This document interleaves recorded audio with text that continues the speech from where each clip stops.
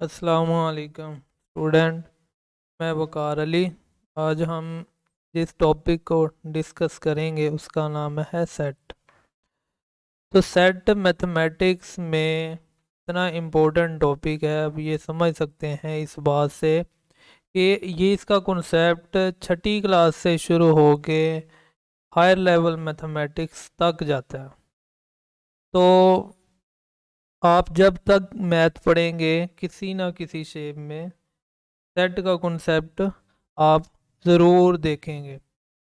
तो उन परेशानियों से बचने के लिए आज हम इस सेट की डेफिनेशन को समझते हैं कि सेट की डेफिनेशन क्या होती है। तो एनी कलेक्शन होती है, किनकी कलेक्शन होती है? ऑब्जेक्ट की। कोई भी ऑब्जेक्ट हो उनकी कलेक्शन हो, अगर वो कलेक्शन डिस्टिंक्ट हो और वेल डिफाइन हो तो हम उस कलेक्शन को सेट कह देंगे। तो अभी हम ये देखते हैं कि डिस्टिंक्ट क्या होता है। हम ये देखते हैं कि डिस्टिंक्ट क्या होता है। डिस्टिंक्ट, मैं एक एग्जांपल लिखता हूँ। मैं कह मेरे पास ना 1 से लेके 5 तक नंबर में लेता हूँ। उन 1 से लेके 5 तक मेरे पास ऑब्जेक्ट है नंबर के ना। मैं उनकी कलेक्शन लेता हूँ। कलेक्शन इस तरह लेता हूँ: 2, 3, 4, 5, 5। मैंने 1 से लेके 5 तक पास नंबर थे, तो उनकी मैंने ये कलेक्शन ले ली। दरअसल इधर ऑब्जेक्ट एक जनरल वर्ड है। तो इस ऑब्जेक्ट में कुछ भी आ सकता है। नंबर आ सकते हैं, चेयर्स आ सकता है, टेबल आ सकता है, बुक्स आ सकती हैं, कुछ भी आ सकता है ऑब्जेक्ट में ना। तो मैंने ये नंबर लिए हैं। तो अभी मैं ये समझाने की कोशिश करता हूँ डिस्टिंक्ट का मतलब क्या है। डिस्टिंक्ट का मतलब है कि जो ऑब्जेक्ट कलेक्शन में एक बार आ गया वो दोबारा नहीं आएगा। तो अभी इसमें देखें, वन वन टाइम है, दोबारा रिपीट नहीं हुआ। टू, टू रिपीट नहीं ना हुआ। क्या ऐसे ही है? नहीं, टू रिपीट हो रहा है। तो इसका मतलब है कि टू रिपीट नहीं होना चाहिए था। कलेक्शन की, जो ऑब्जेक्ट की कलेक्शन है उसमें रिस्ट्रिक्शन ये थी कि वो डिस्टिंक्ट होना चाहिए। डिस्टिंक्ट का मतलब ये हुआ कि जो ऑब्जेक्ट कलेक्शन में एक बार आ गया वो दोबारा नहीं आएगा। तो इसी तरह अगर हम सेट के रिस्पेक्ट में ये कलेक्शन लेंगे तो टू को दोबारा नहीं आना चाहिए था, तो टू बस एक बार ही आएगा। इसी तरह थ्री यूनिक है, फोर भी यूनिक है, फाइव भी रिपीट हो रहा है। तो ये इसका मतलब है कि फाइव रिपीट में नहीं आना चाहिए था। डिस्टिंक्ट का सिंपल वर्ड में मतलब ये है कि जो ऑब्जेक्ट कलेक्शन में एक बार आ गया वो दोबारा नहीं आएगा। सिंपल सा है। तो सेकंड हमारे पास है वेल डिफाइन। ये थोड़ा सा समझने वाला कॉन्सेप्ट है, तो आप गौर से सुनिएगा। इंशाल्लाह जब मैं इसको समझाकर फारिग होऊंगा इंशाल्लाह तब तक आप लोगों को समझ आ जाएगी।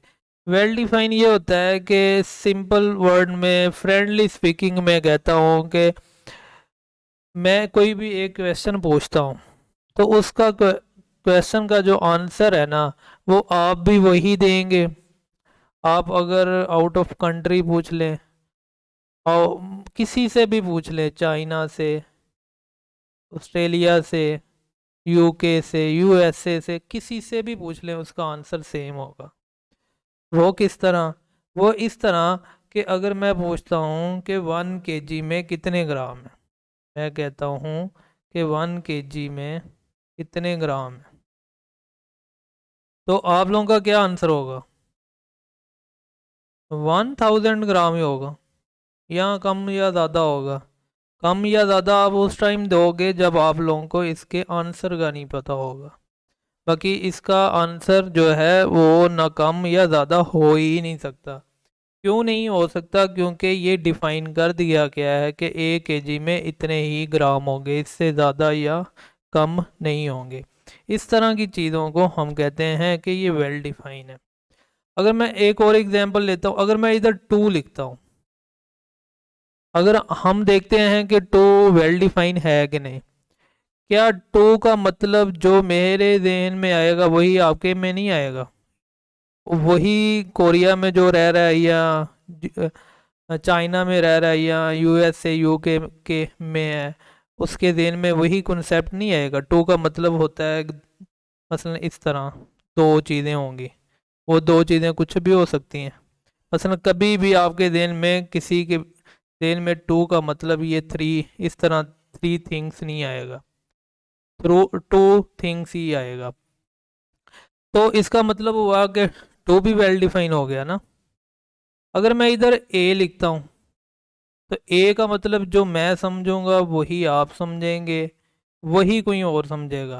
मसलन ए अगर कोई मैं कहता हूँ लिख के दिखाओ, तो ये ना हो कि कैपिटल लेटर और स्मॉल लेटर में आप नहीं उलझिएगा, बस मीनिंग लिखने में तो कुछ भी, किसी टू अभी टू को लिखने के कई मेथड हैं, तो वो तो प्रॉब्लम नहीं है, लिखने की प्रॉब्लम नहीं है, सेंस की प्रॉब्लम है। मसलन जिसकी सेंस सेम हो, तो वो वाली चीज़ें जो भी मैं बताता हूँ, वो वाली चीज़ें जो पर्सन टू पर्सन वेरी ना करें, वेरी से मुराद है तब्दील ना हो, तो उसको हम कहते हैं ये चीज़ें क्या हैं, वेल डिफाइन है। ओके, अभी हम एक ऐसी एग्जांपल देखते हैं जो वेल डिफाइन नहीं है, फिर हमें इससे ज़्यादा समझ आएगी। अगर मैं कहता हूँ कि गुड स्टोरी कह देता हूँ, स्टोरीज, गुड स्टोरीज, तो ये देखो गुड स्टोरीज मेरे मुताबिक कुछ और हो सकती है, आपके मुताबिक कुछ और हो सकती है। मसलन अगर हम पाँच से छः बंदे भी बैठे हों तो उन सब का आंसर डिफरेंट होगा, ऐसे ही होगा ना। इसके अलावा अगर मैं कहता हूँ कि टेस्टी फूड, टेस्टी फूड, तो हर एक का टेस्ट अलग होता है।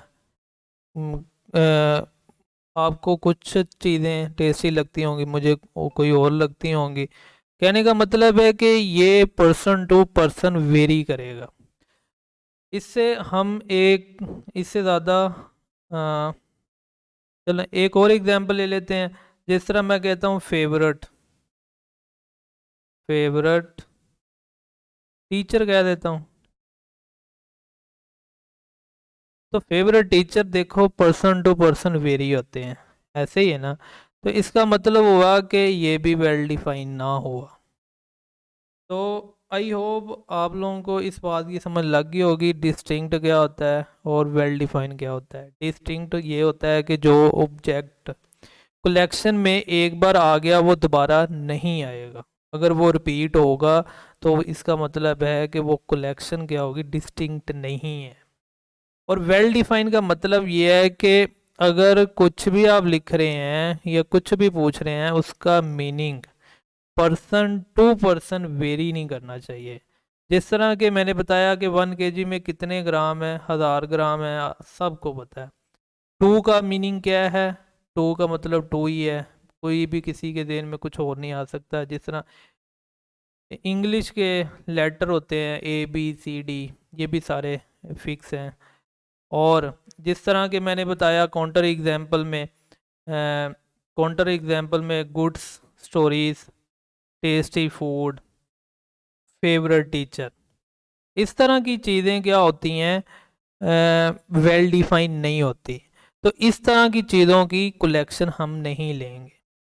सेट बनाने के लिए हम जिस तरह की कलेक्शन लेंगे उसमें क्या होगी, वो डिस्टिंक्ट होगी और वेल डिफाइन होगी।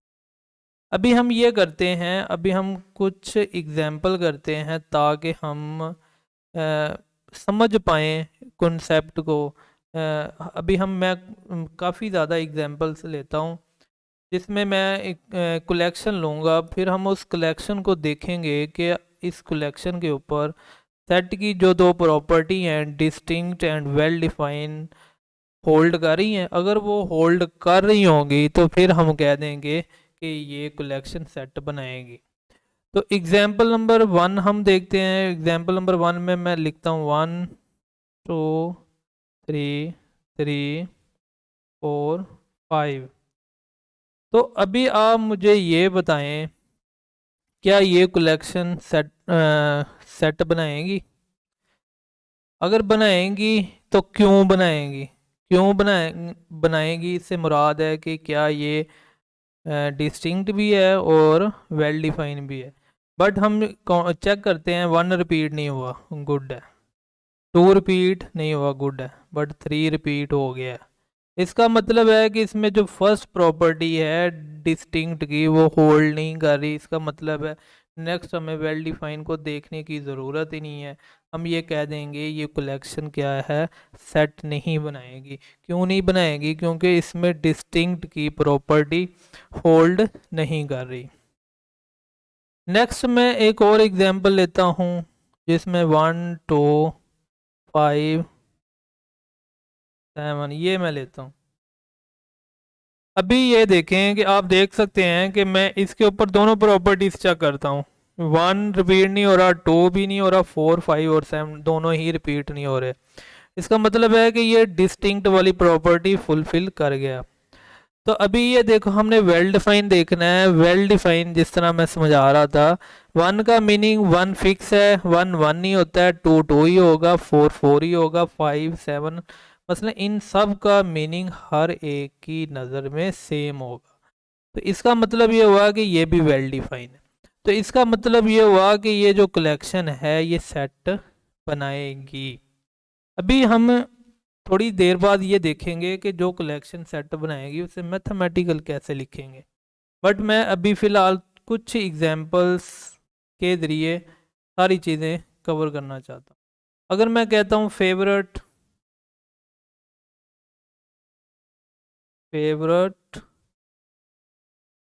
स्टूडेंट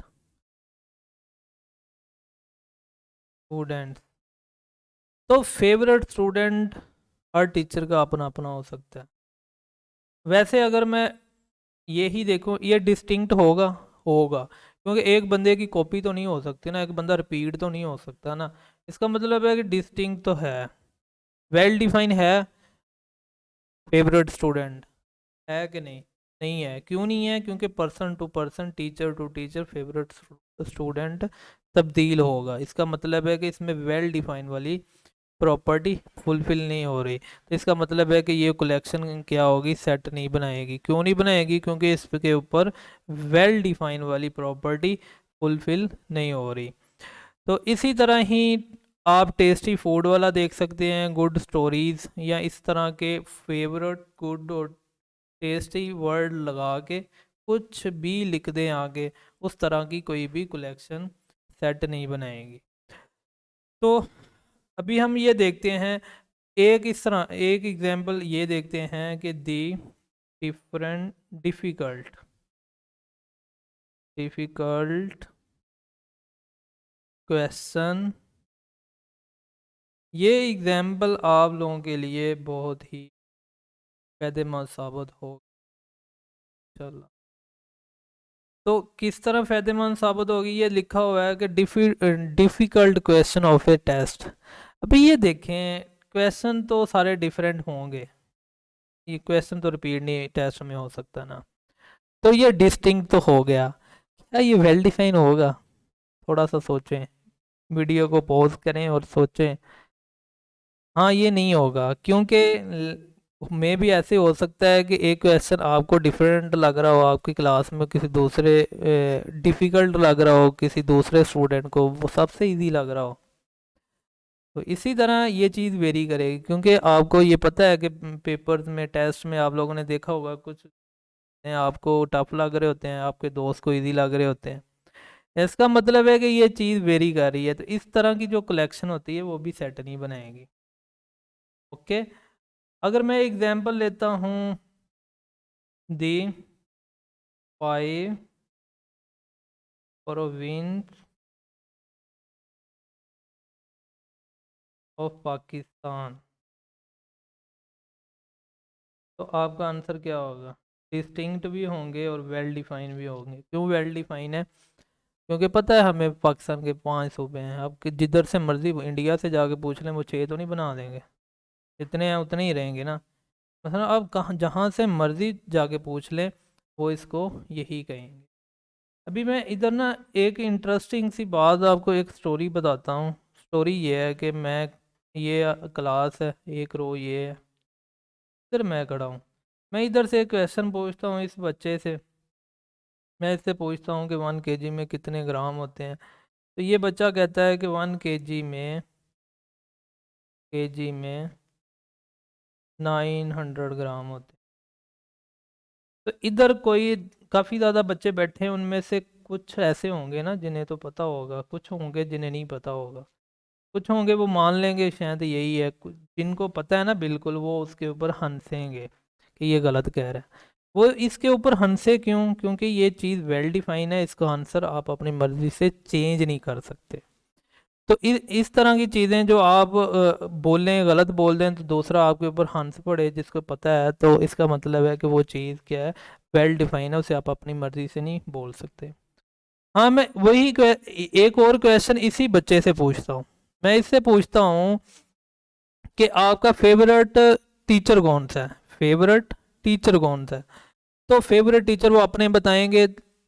हालांकि वो जो बता रहा है, इधर जो जितने भी बच्चे बैठे हैं इनमें से किसी का भी वो फेवरेट टीचर नहीं होगा, बट इसके वो फेवरेट टीचर होंगे।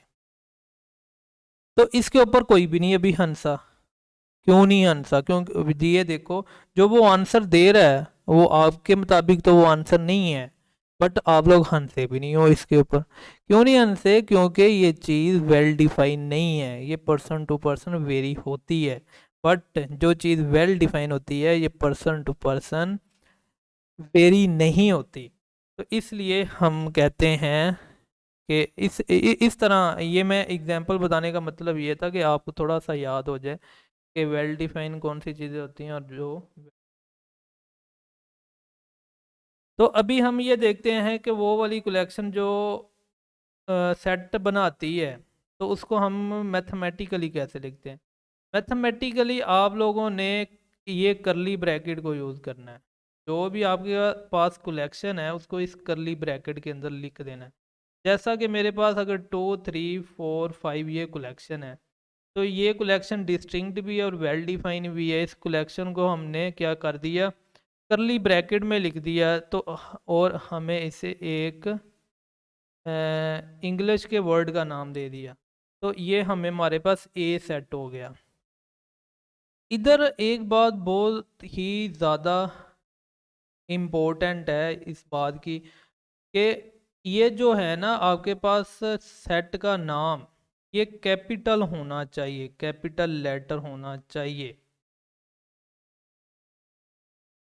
अगर ये आप स्मॉल लेटर लिख देते हो ना, मैथमेटिकली ये गलत होगा और ये आपका सारी चीज़ गलत हो जाएगी। तो जो होता है ना सेट का नाम, वो कैपिटल लेटर होगा, ए से लेके जी तक कोई भी आप अल्फ़ाबेट लेटर यूज़ कर सकते हो किसी भी सेट को नाम देने के लिए। कोई रिस्ट्रिक्शन नहीं है। रिस्ट्रिक्शन बस ये की है कि कैपिटल लेटर होना चाहिए। अभी ये देखो, ये ए सेट है और वन, अभी हम ये देखते हैं कि ये जो 1 2 4 और 5 के हैं, ये जो ए सेट है 1 इसका एलिमेंट है। क्या है? 1 ए का एलिमेंट है, 2 ए का एलिमेंट है, 4 ए का एलिमेंट है, 5 ए का एलिमेंट। समझ लगी इस बात की? मसलन कहने का मतलब ये है कि ये 1 2 3 4 सेट के एलिमेंट है। क्या है? एलिमेंट्स। ये सारे क्या हैं जो वाइट वाइट गुड़ लगे हैं, ये सारे क्या हैं? एलिमेंट है। किसके एलिमेंट है? Element of set A. Okay.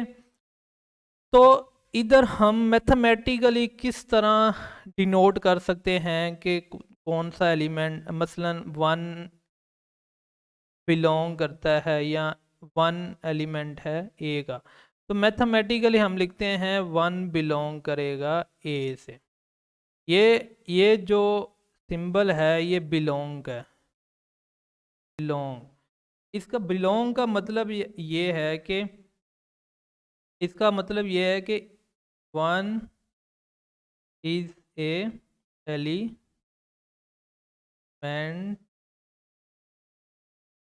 Of that. ये इतनी ज़्यादा इंग्लिश लिखने की बजाय या इस तरह बोलने की बजाय one is a element of a, mathematically सिर्फ इतना आपने, और पढ़ना क्या है, one belong a, one belong to का वर्ड लाजमी यूज़ करना है, वन बिलोंग टू ए। तो अभी ये हमने ये देखना है कि जो एलिमेंट ए से बिलोंग नहीं करता हम उसे किस तरह लिखेंगे। इधर तो हम लिखेंगे ना, अगर हम वन की जगह पे मैं थ्री लिखता हूँ, ओके, मैं कहता हूँ three, three is not a element of A set A. Mathematically कैसे लिखेंगे, थ्री, इस तरह हम, सॉरी, तो ये मेरा ख्याल है कि नीचे की तरफ जा रहा है।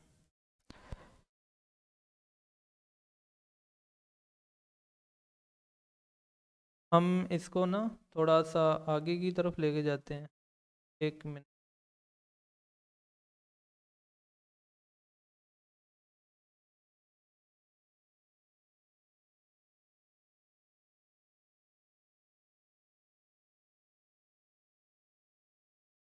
आई होप अभी आपको सही नज़र आएगा, जो मैं लिख रहा था मैं भी आपको नहीं नज़र आया होगा ये।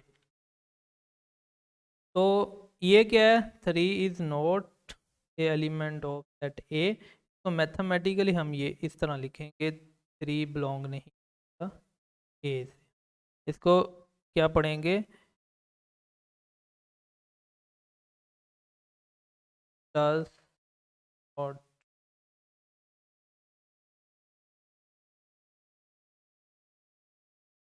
तरह पढ़ेंगे, थ्री बिलोंग नहीं करता ए से। तो आई होप आप लोगों को ये चीज़ समझ आई होगी। मैथमेटिकली हम सेट की कलेक्शन, तो कलेक्शन प्रेजेंट सेट की फॉर्म, और नेम क्या देते हैं।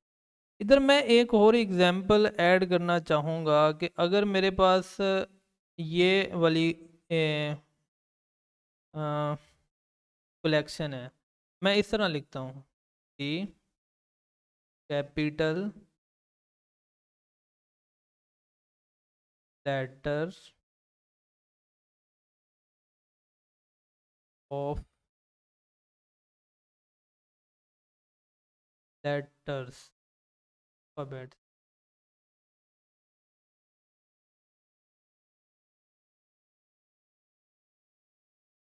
ठीक है। तो कैपिटल लेटर की, क्या ये कैपिटल लेटर की कलेक्शन सेट बनाएगी? नहीं बनाएगी। क्यों नहीं बनाएगी, मैं भी थोड़ी देर पहले बोला कि जो कैपिटल लेटर होते हैं ना वो सेट के नेम के लिए यूज़ होते हैं, इसलिए यूज़ होते हैं सेट के नेम के लिए, इसलिए यूज़ होते हैं सेट के नेम के लिए, सेट के एलिमेंट में नहीं आ सकते। तो इसका मतलब है कि इस तरह की कलेक्शन आपको सेट नहीं देगी। हाँ, लेट सपोज मैं ऐसे लिखता हूँ वोवल, जो ए ई आई ओ यू, ये देखो ए E I O you distinct भी हैं और A E I O U well define भी, क्योंकि इनके meaning person to person change नहीं हो सकते। तो इसका मतलब ये हुआ कि ये वाली कलेक्शन क्या बनाएगी, सेट बनाएगी। बट इस सेट को नाम जो मर्जी दे दें, का दे दें, चलें। हाँ, अगर मैं कुछ और लिखता हूँ, मैं वकार लिखता हूँ, तो इसमें जितने भी लेटर यूज़ हो रहे हैं, मैं क्या इनको यूज़ करके सेट बना सकता हूँ? क्या कहते हैं आप, ये सेट बनेगा? नहीं बनेगा, क्योंकि ए रिपीट हो रहा है। अगर मुझे कह दिया जाता है कि सेट बनाओ, तो मैं क्या कहूँगा, इस ए को इधर से डिलीट कर दूँगा, WQAR, अभी तो ये एलिमेंट सेट बनाएंगे ना, तो क्योंकि ये डिस्टिंक्ट भी अभी हो गए और वेल डिफाइंड तो है ही है, इसलिए हम इसे कोई करली ब्रैकेट और इसे कैपिटल एक्स का नाम दे देते हैं। तो ये हमारे पास सेट बन गया। तो अभी हमने किस कॉन्सेप्ट, अभी हमने ये देखा था कि सेट क्या होता है, एनी कलेक्शन, ऑब्जेक्ट की कलेक्शन सेट कहेंगे अगर वो डिस्टिंक्ट और वेल डिफाइन हो। डिस्टिंक्ट का मतलब है कि जो ऑब्जेक्ट कलेक्शन में एक बार आ गया वो दूसरी बार नहीं आएगा, और वेल डिफाइन का मतलब है कि वो वाली ऑब्जेक्ट लेने हैं जिनका meaning person to person vary नहीं होगा। तो ये हमारा फर्स्ट लेक्चर था। हम सेकंड लेक्चर में इंशाल्लाह डिस्कस करेंगे। सेकंड में क्या डिस्कस करेंगे, टाइप ऑफ सेट। तो इंशाल्लाह टाइप ऑफ सेट को नेक्स्ट लेक्चर में डिस्कस करेंगे हर तरह से, और फिर इंशाल्लाह नेक्स्ट कोई और टॉपिक लेंगे। तो काइंडली आप लोग फोकस कीजिएगा इस सेट को। अगर आप लोगों को समझ लगी है तो मेरे इस चैनल को सब्सक्राइब कर लें। इससे फ़ायदा ये होगा कि आप लोगों को वीडियो मिलेगी और मेरा भी फ़ायदा होगा। तो थैंक यू।